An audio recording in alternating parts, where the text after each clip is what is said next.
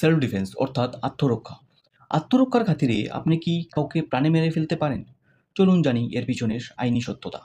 ভারতীয় ন্যায় সংহিতার সেকশন 34 থেকে সেকশন 44 পর্যন্ত ধারা সেলফ ডিফেন্স অর্থাৎ আত্মরক্ষা নিয়ে কথা বলে। যদি কখনো কেউ আপনাকে বা আপনার সামনে কাউকে প্রাণে মেরে ফেলার, ধর্ষণ করার বা অপহরণ করার বা এইরূপ কোনো ধরনের ঘটনা করতে চাইছে বা করতে পারে আশঙ্কা হচ্ছে, তখন আপনি নিজের হাতে আইন নিয়ে ওই ব্যক্তির প্রাণ নাশ করতে পারেন। কিন্তু মনে রাখবেন, তখন যদি অন্য কোনো রাস্তা থাকে নিজে বাঁচার বা কাউকে বাঁচানোর, তখন ওই রাস্তা অবলম্বন করবেন।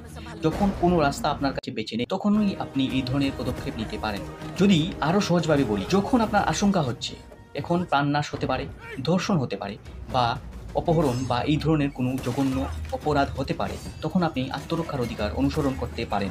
আর যখনই এইরূপ কোনো ঘটনা ঘটার আশঙ্কা চলে যাবে, তখন আপনার কাছে এইরূপ কোনো ধরনের অধিকারই থাকে না সেলফ ডিফেন্সে কাউকে প্রাণে মেরে ফেলার।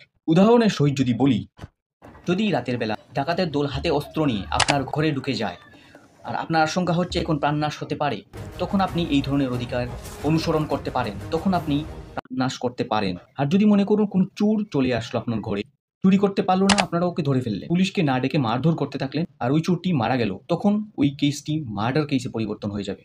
অর্থাৎ আপনি শক্তি ততটুকুই প্রয়োগ করতে পারবেন যতটুকু শক্তি ওই অপরাধকে আটকানোর জন্য প্রয়োজন, না তার বেশি না তার কম।